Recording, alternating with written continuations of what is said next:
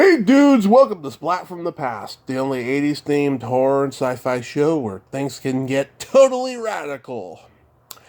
Now, today I will be welcoming my first official cast member from the late 80s, early 90s classic sitcom Out of This World, Tony Crane. Yes, Tony Crane will be on the show today. He was, of course, a teenage actor in the late 80s. Um, he was on Out of This World, but he also guest starred on Family Ties. He was on the short-lived series Day by Day. He had small roles in movies like The War of the Roses.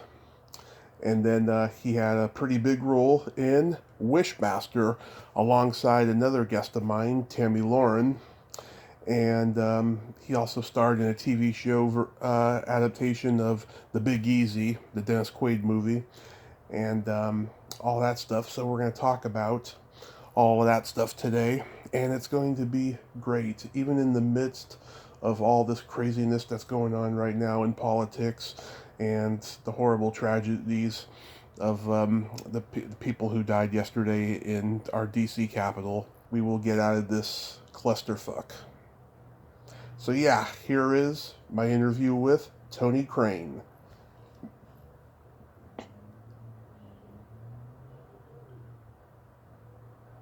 This is such a great honor. Thank you for taking the time today. Sure, the honor's mine. I appreciate anyone who has love for the arts. I sure do. So, going back in time, what age did you start gravitating towards acting? I like a lot of kids, was into this or that theater type experience in high school, Mm-hmm. and I even went to like a summer program, and I had been admitted to Carnegie Mellon as a 16-year-old kid into their conservatory, and that was, I didn't even have any idea what a big deal that was at the time, and instead I just wanted to go to college and study pre-law, and I think that's what other people wanted me to do too, and I eventually, by the end of college, had been completely rerouted and rewired into a full-fledged actor, and I went at it pretty hard from about my graduation of college onward, and I sort of stayed in Chicago for a little bit of time, taking part in the really great theater scene that exists there, and eventually making my way back to Los Angeles, where I was from. Yeah. Where I guess we crossed paths. Wow. So you were up in Chicago for a little bit. That's right. I was in Chicago for about a year and a half after college. I helped some theater companies and did some Shakespeare, and Chicago is really a theater ecosystem. You can you can perform at one of the most lustrous theaters in the country, where the top work is being done, and the next month you can be at some small sort of what they call a storefront theater, and they both carry significant weight. You run into somebody, at a party, and they'll blow you up about this thing that they saw you do. It had 10 seats, and they don't even mention the other play. It's just such a great sort of democratic environment to do theater, and that's why so much great theater comes out of it, I think. Yeah, I mean they got a great theater scene in Chicago, like the Steppenwolf and places like that. Yeah. Goodman Theater, the Court, you got Shakespeare, Timeline Theater. You got fantastic performance, really fantastic. Yeah, wow, that's amazing. Were your parents in the business? Nope, not at all. I had a great uncle, my dad's uncle, who Mm-hmm. had spent a good portion of his life in Hollywood, sort of trying to make it, and had become kind of a successful character actor over the years, but you know, he had sort of, by the time I came around, he sort of abandoned it. And he did know all the neat things about Los Angeles. He was sort of my guide to LA. Like when I was, you know, young, then he would take me to Schwab, the old Schwab counter, and it was sort of famous drugstore. It still existed. It was like late 70s when I was a kid, and it was still intact. It was taken there to get, you know, milkshake. I had no idea that I was, you know, standing up on, you know, at the doorstep of most of Hollywood legends. But he was just there. He had some great thought about that. But no, other than that, no, that was it. My mom was a great booster of theater, and I had a film and just performing arts in general. And I had, you know, plenty of people I grew up with who loved film and talked about film all the time. And I honestly, I thought that's the only kind of work that I would end up doing. But I've really got his theater in the last 5 to 10 years, and been so happy with it. Mm-hmm. Did you start off doing commercials? Yes, I was in a commercial for the hair cuttery when I was, I think, 21 years old. Mm-hmm. I think when I was about 22, I drove BMW around looking really smarty and, you know, full of myself for owning a German car, and that was, those are hilarious. But that's the way to survive. Yeah. I'm not too much of a purist when it comes to that stuff. I mean, that's what it takes.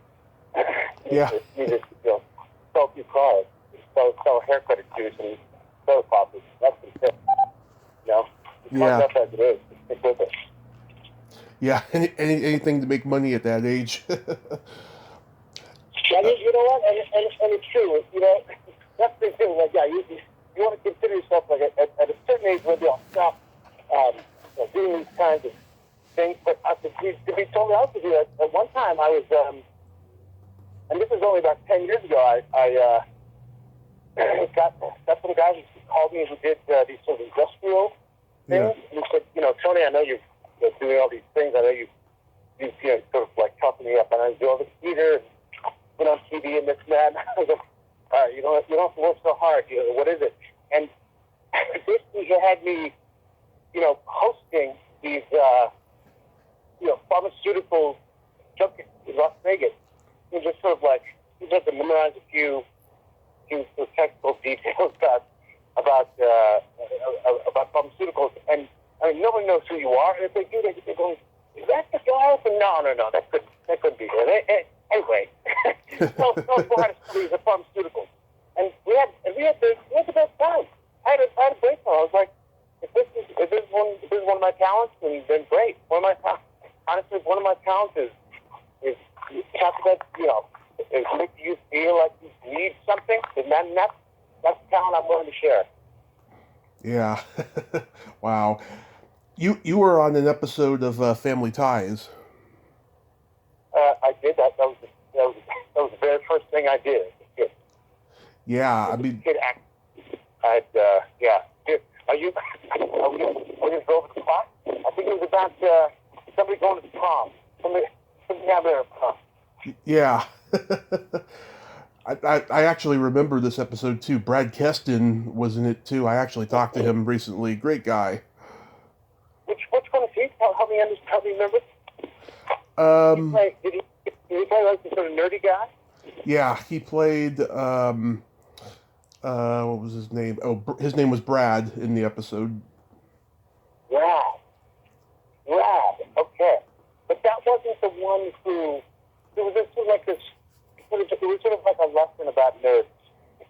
You know, it was one of those sort of subtle lessons. You know, about how, you know, everybody always wants to date the mean guy. You know. Yeah. For whatever reason, and then in the end, she went back with the right guy, and everybody was happy. So it was a good episode of the Brady Bunch. Yeah, it's there's another guy, Jason Naylor. He was in the episode too. Yeah. God, where are they now? Yeah. Well, where's any of it? Where are any of it? Well, Brad, he was the voice of Charlie Brown in those days. He's doing a lot of conventions. Lately he's been doing them virtually because of the pandemic, but he's out there and he's trying to get back into the industry because he left for a long time. Did you just say the voice of Charlie Brown? Yeah, Brad Keston was the voice of No Charlie Brown. way!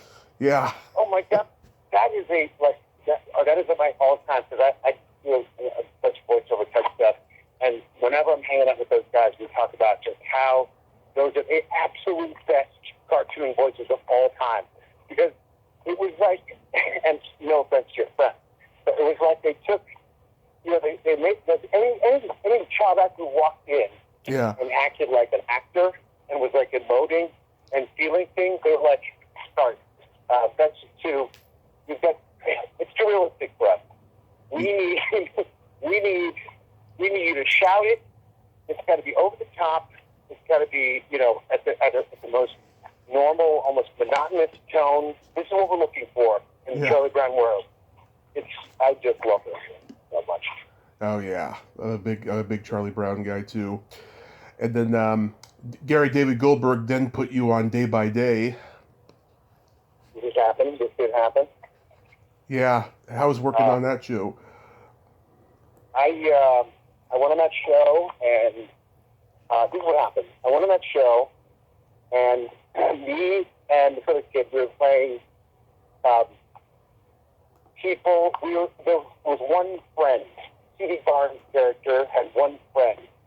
I think it was played. I have to look it up. I think the guy's name was Nico, or Are you talking about Gino DeMoro? Gino DeMoro, exactly. And hilarious guy. Yeah. You were like the pal, right? Yeah. So there was it was either a basketball game or something, the kid, Christopher Barnes' character is trying to do some sports, and they were having two, just typical guys from the high school calling the score. They were like the scoreboard guys. Yeah. And they would cut back in between, the various things that were going on. And somehow, me and the other kids, we I don't know if this was expected of us. Like, nobody was really coaching us on this, but we somehow created some kind of Abbott and Costello routine that just, God bless the writing on those shows. Andy Borg is beyond great. He's considered one of the funniest guys alive now. He wrote all of their shows. Yeah. My friend Allison Croft was in there too. Yeah. Yeah, but she ended up, so we and this kid, who I have to look this guy up. I didn't do the research. So we just had a couple of lines. It was like a couple of zingers. And I think I played like basically everyone in my high school. I grew up in California. I played like the typical sort of stoner. Yeah. California stoner. And after this one tiny episode, we both get this call. He calls me one day and he goes, "Can you call me?" He goes, "Yeah, they're going to put us on like 3 or 4 more of these episodes." Because I guess Christopher was sort of pretty charming and they wanted to give him more stuff to do. And suddenly we were in there all the time as like his gang. And it was super fun. It was the first time I ever did something sort of in the moment where they said, we like what you came up with, like, on the spot. Yeah. And we're going to sort of give you, and that's, that was sort of a good lesson.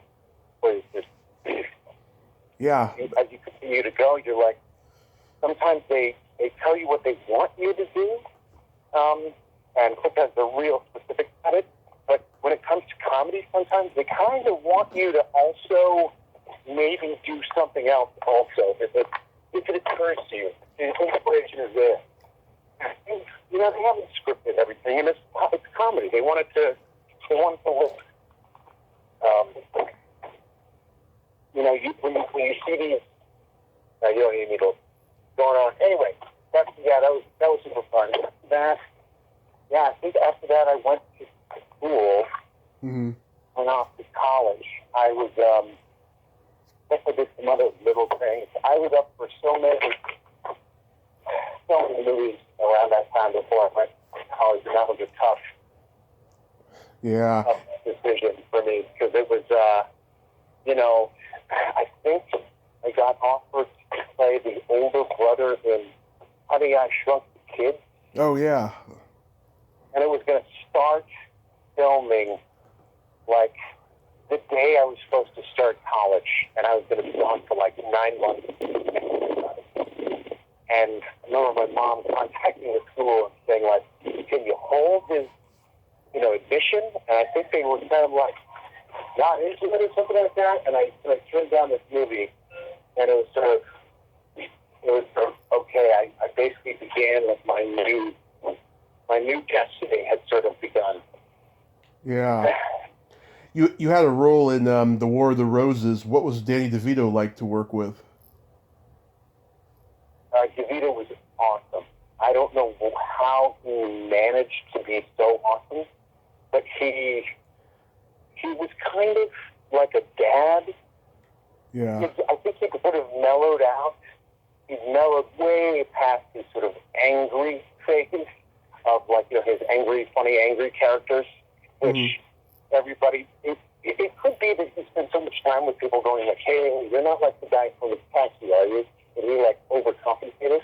But he could not have been friendlier. I had a couple lines in that movie, and every stupid thing that I did, thinking that I was funny, in the heat of the moment, he was like, that was hilarious, Tony. You got to do that, and you have to do more, and you have to do that thing over there. Okay, yeah, we're keeping that in.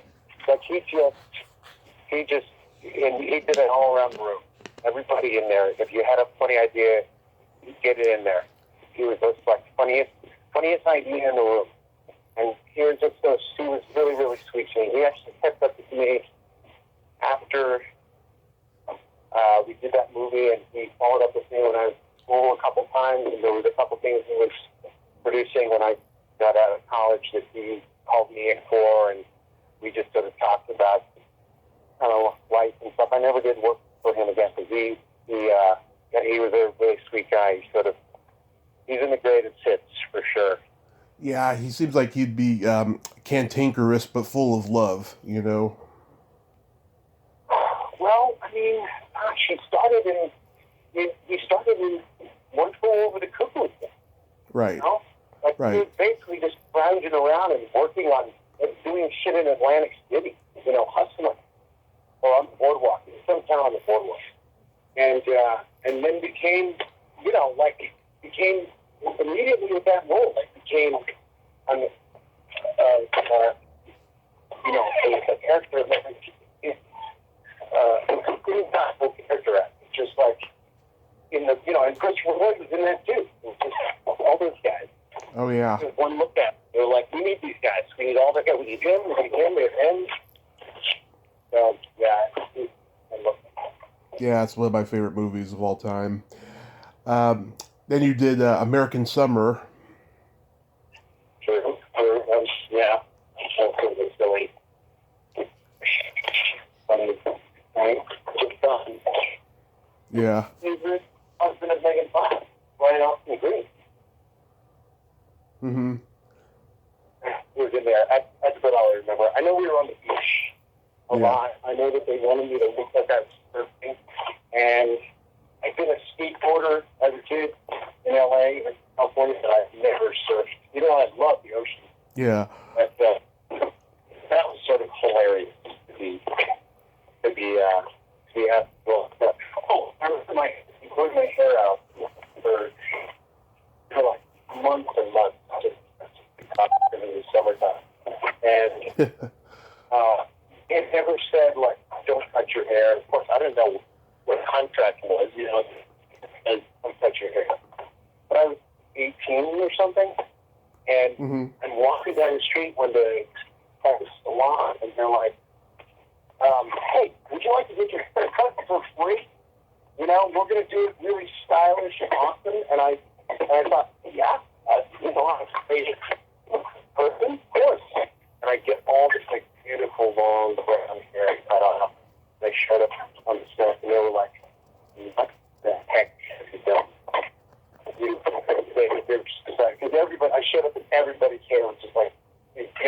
long bowl cuts, like 1974 bowl cuts.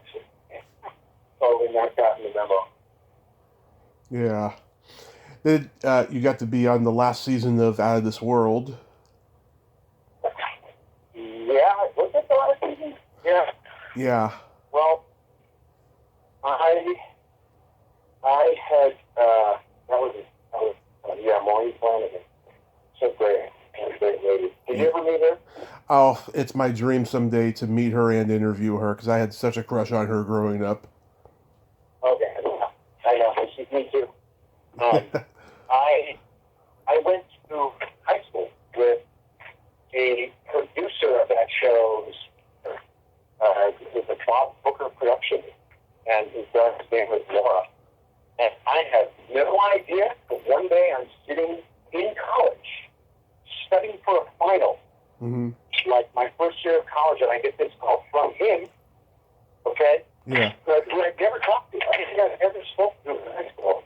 And he pitches me, you will come be a regular on our show. I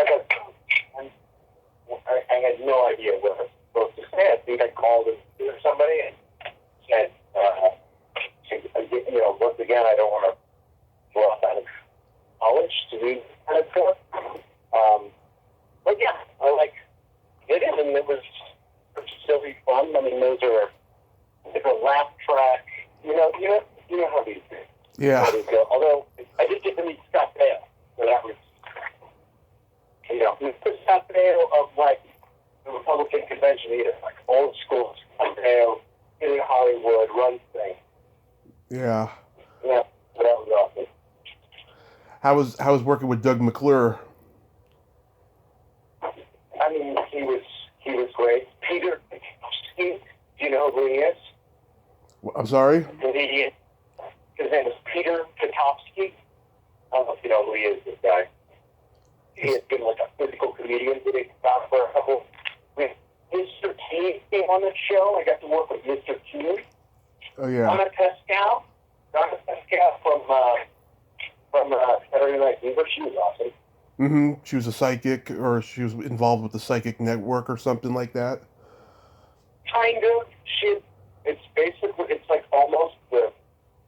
It's almost Guardians of the Galaxy. Basically, she had made love to an alien, played by the voice of Burt Reynolds.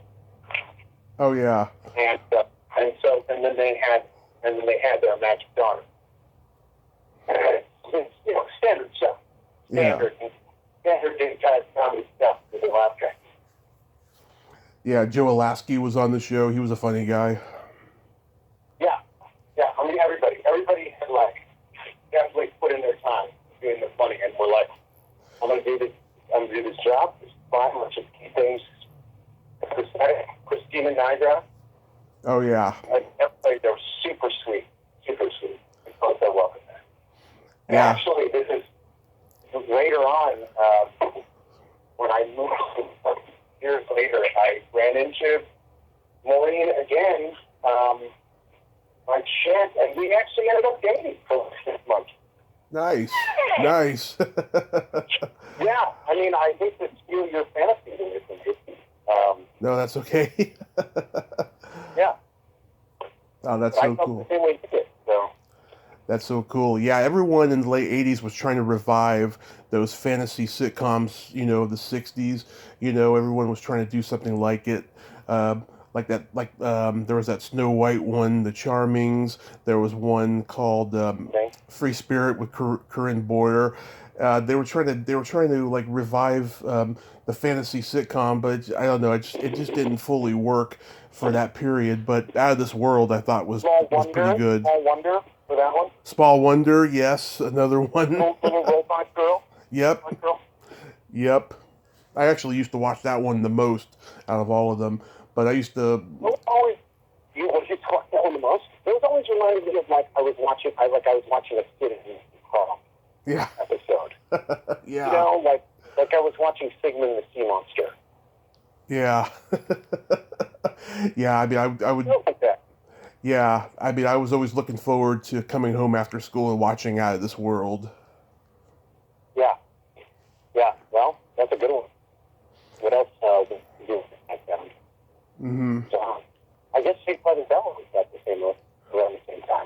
Yep, Saved by the Bell used to be on too. How does Wishmaster come to you? I had done this TV series in New Orleans.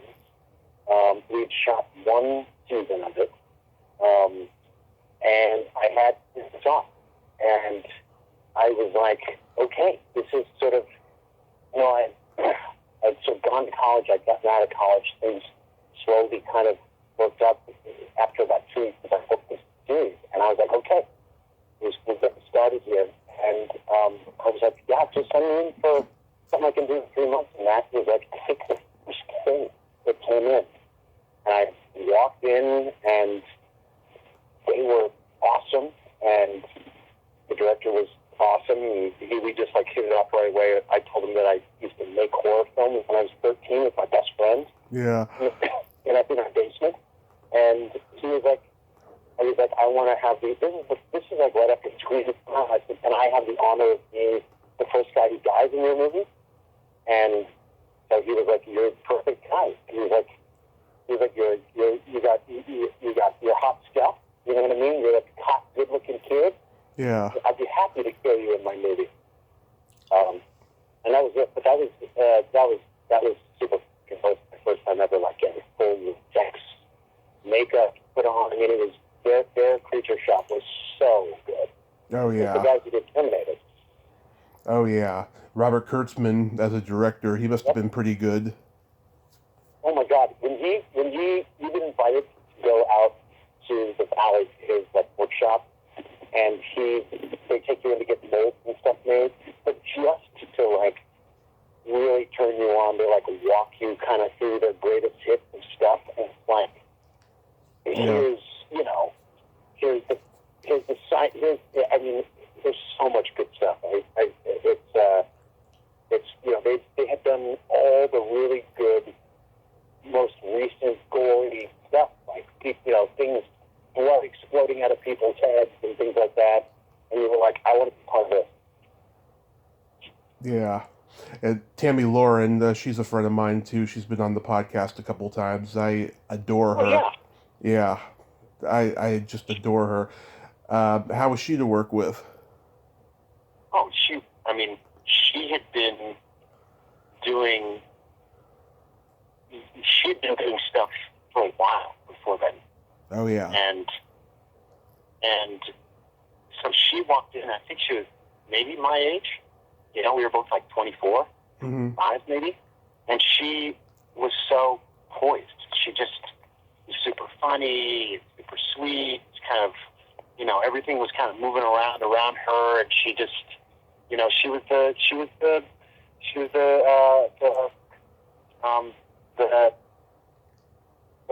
Linda Hamilton character, basically. She had that kind of like grit. You know her. Mm-hmm. I mean, she's got a great sense of humor. She's like one of the guys, and I mean, she's just a great person. And Holly Fields, who did Wishmaster 2, she's also a friend of mine. I have a picture with the two of them. 2019, we were at a convention. Yeah. How many? They did like 4 Wishmasters, I want to say. Yeah. 3? Yeah, about 4. Yeah. Well, I mean, Kurtzman, you couldn't stop that guy. I mean, he's fucking dead now. Kurtzman's dead? He's the... Did you say Kurtzman's dead now? No, not dead. I said he ended up, Walking Dead ended up being... Oh, okay. Yeah, Walking Dead. Yeah. Yeah, it's a great movie. I'm surprised it didn't do bigger at the box office, but good thing all 4 of them have a cult following. I mean, yeah, there's definitely a cult following. There were many a convention like HorrorCon, Comic-Con that they wanted us at after that. It was definitely up there because it kind of like was on the edge of schlock, but also it had one of those great villains in it. Yep. I mean, he was so good. Andrew Divoff, he's very talented. Yeah. Oh my God, he just killed it. And that movie is the reason that movie's so cultish is Kurtzman called in every the star of every previous franchise. So Yep. there's a guy playing a janitor, who's the original Michael Myers actor. And they had, and Robert Englund played like a small part of like the owner of the auction house. So like it was, as you're watching the history of, 1970s to 1990s horror, in the greatest hits. And I think it was the cameo that were so fantastic. Oh yeah, Kane Hodder, Joe Pilato, Tony Todd, Angus Scrimm narrated. Oh wow. Yep, exactly. Yeah. Yeah. And Vern Troyer, one of Vern Troyer's first movies after playing Mini-Me. Yeah. And one of the great comedians I just interviewed, John Biner, is in it. Yeah, Biner. Yeah. He's fun. Yeah, I'm just remembering how good he was. He's a great guy. You got to star in a TV show version of The Big Easy. I did. That's right. That is right. That was my sort of my break-in, I guess you'd say. Yeah. Were you a big fan of the original movie? Oh yeah, for sure. It's a great movie. I was a huge fan of Dennis Quaid as a kid. I loved Great Balls of Fire. As a kid, I had like an unnatural interest in 50s music. I have no idea why. Probably because the music of the late 80s was so bad. Yeah. And when this came up as an audition, I was kind of just only a couple years out of college. I don't think they had any idea that I was only 23 years old when I walked in for that audition. Because the guy is supposed to be a detective, like, a lead detective in New Orleans in his field. And I don't know, man. There was something about the energy. I just love people who are working fast. Yeah. Who are they do a ton of these shows like the sort of fastest guy in the room, but like, I mean, guys like Bradley Cooper and Vince Vaughn and stuff, where just everything's moving really fast in the room, and they're just staying ahead of it. They will leave you behind if you don't keep up. And that's what I thought this guy sort of had, along with like a certain smarmy charm.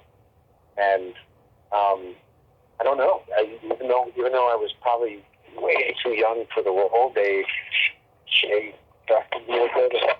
We ended up having a great time. The show ended up being super fun. Like, it kind of ended up being kind of a Buffy the Vampire Slayer in New Orleans. Like each episode had a kind of funny theme and sort of pick out some sort of known topic in the New Orleans universe and kind of spin through that and combine that with like a procedural, your typical detective show, and you find clues on the napkin and things like that. And Yeah. I had a great time. That was sort of my introduction to New Orleans too, which is where I spent the last 20, 25 years going back and forth there, and I just think that's a great town. You got to work with so many good people on that show.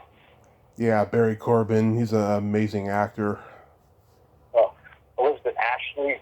We worked with Marla Maples came in for an episode. Mm-hmm. That was great.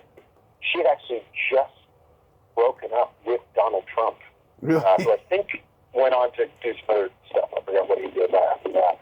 But he was the ex-husband of one of the actors in our show, and that was sort of amazing. Everybody was very ginger dealing with her.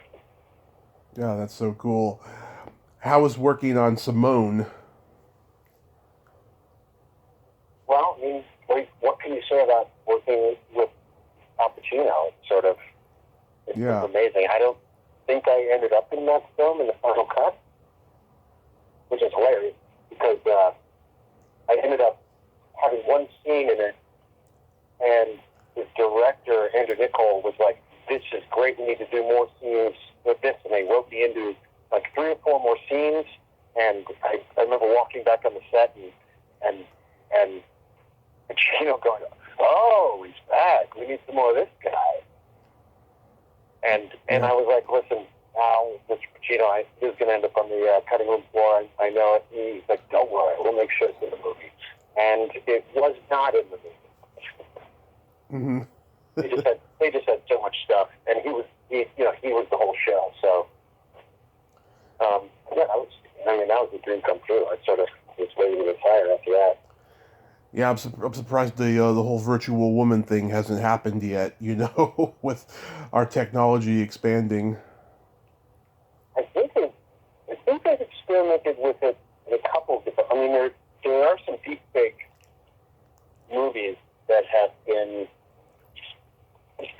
fully simulated characters, but they haven't introduced it. In sort of the Black Mirror way that movie was sort of trying to do. I mean, it was kind of ahead of its time. It was sort of like a great episode of Black Mirror. Yeah, it's like right there on the cusp of its time. Yeah. Well, that's dealing with technology. Yeah. So before COVID hit, were you still acting?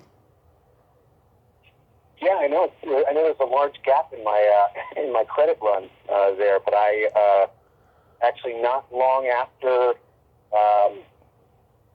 I did like Simone and the other things, I actually moved to New York and became kind of like a straight theater actor.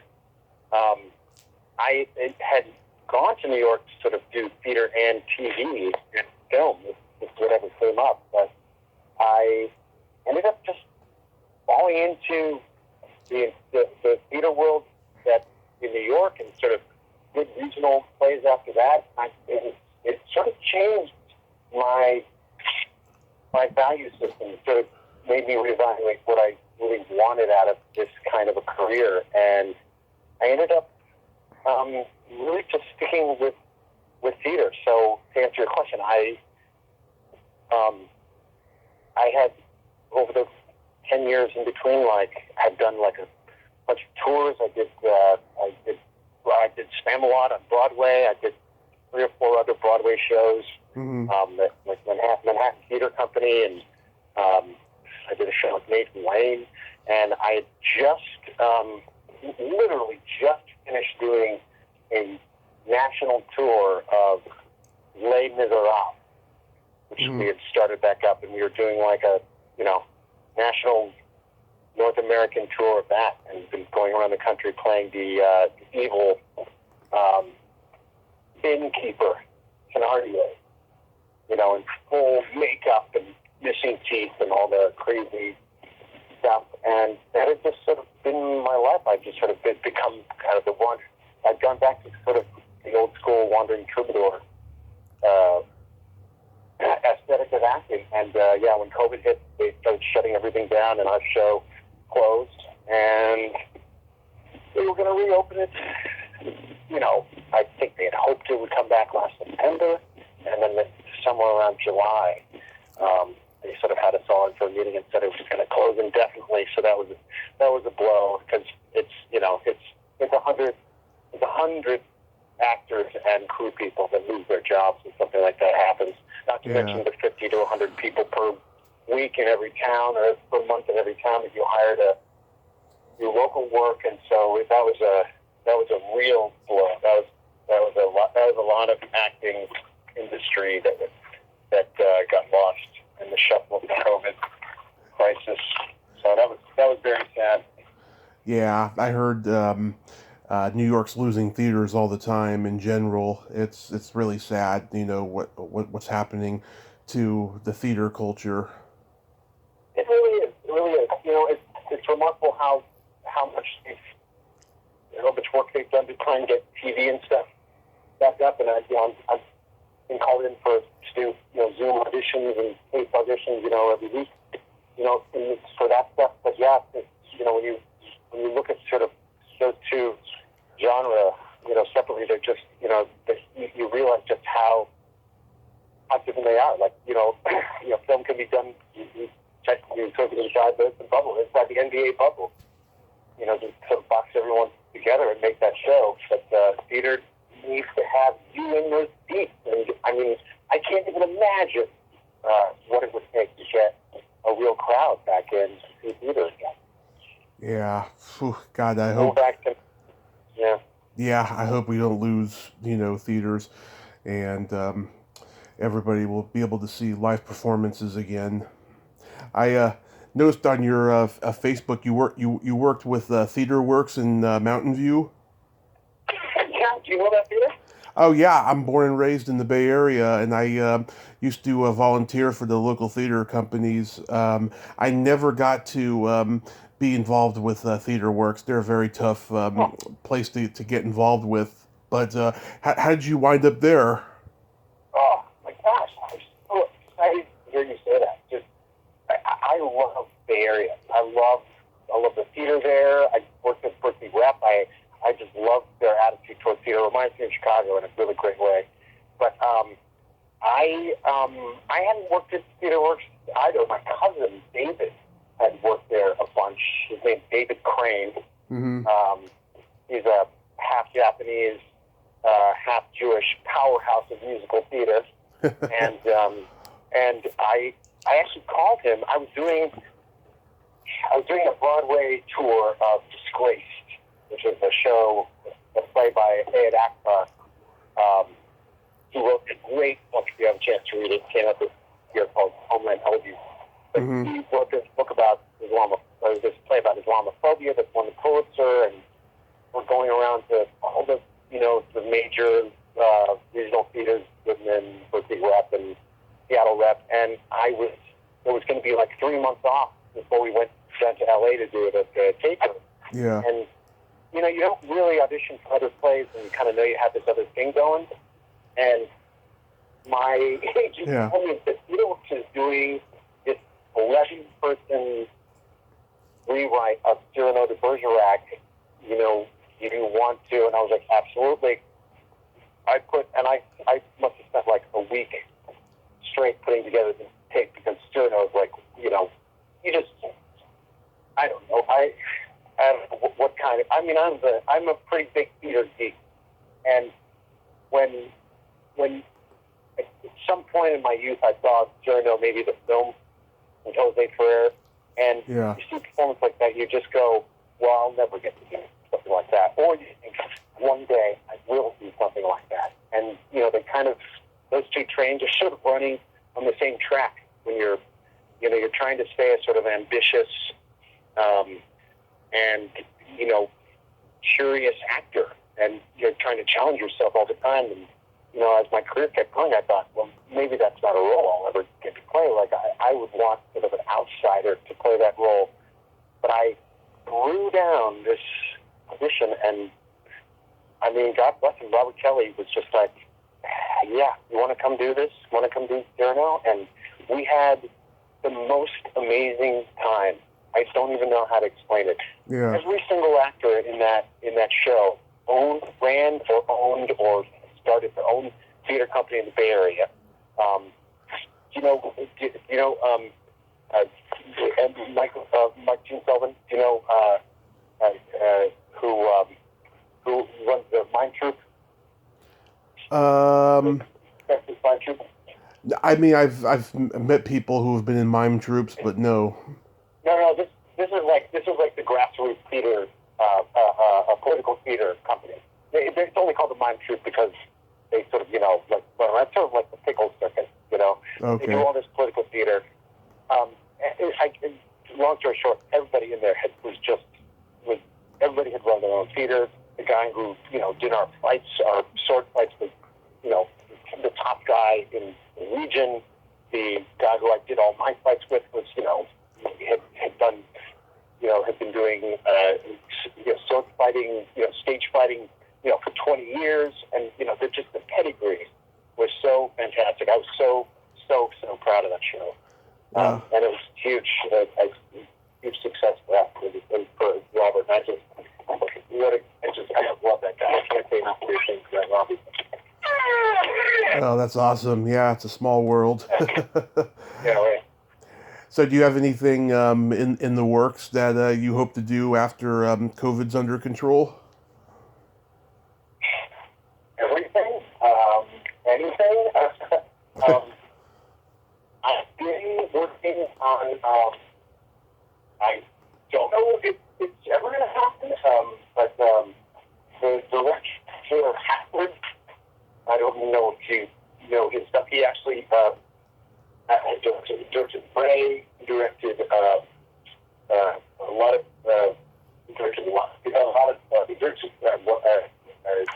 The What's his name again? Taylor Hackford. Oh yeah, White Knights and Against All Odds and Ray. Yeah, oh yeah. Fantastic pedigree. I ran into his producer, who was a one-person show virtuoso. Yeah. And he does travel the world doing shows and playing piano of everyone from Chopin to Gershwin. Mm-hmm. He's survivor shows and they're masterpieces. But he's also a producer of theater, and Taylor's developed a show based on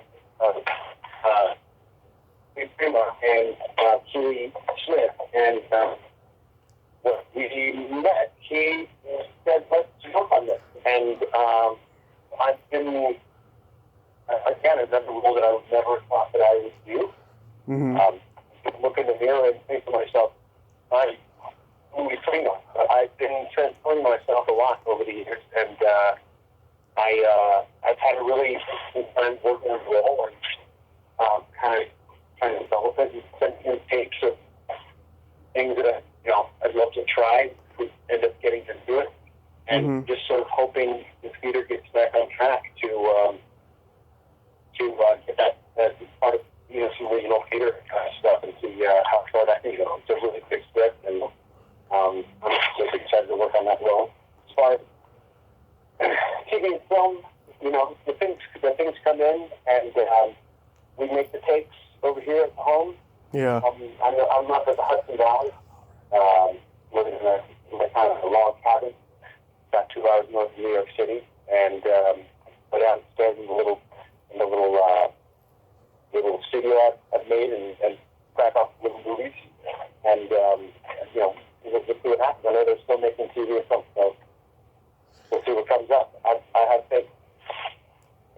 Yeah, that'd be cool to work with Taylor Hackford. That's awesome. Yeah. It would.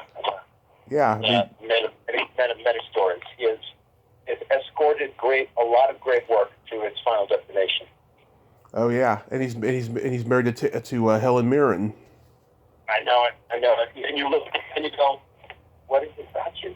Like, and then you meet him, and you just realize, like, just a great bitch. She's like, it's like hanging out with Ernest Hemingway. Yeah, that's awesome. Well, Tony, I thank you so much for coming on today and sharing your stories. Yeah, thanks for the questions. Thanks for the interest. I appreciate it. Absolutely. I hope that project comes to fruition, and just please stay safe because we need great guys like you in this world. And have a great rest of your day. I sure will. Thanks. Enjoy the day. Thank you so much. Bye-bye. Bye, man. Bye. Well, there you have it. Tony Crane. Ain't he a cool dude? What a nice guy, huh? And yeah, that'd be great to see him work with Taylor Hackford. Man, that is a huge, huge honor. Well, that's all the time we have this week on Splat from the Past. Until next time, this is Tommy Throwback Kovac saying there's no shame in living in the past because the present sucks. Later, dudes.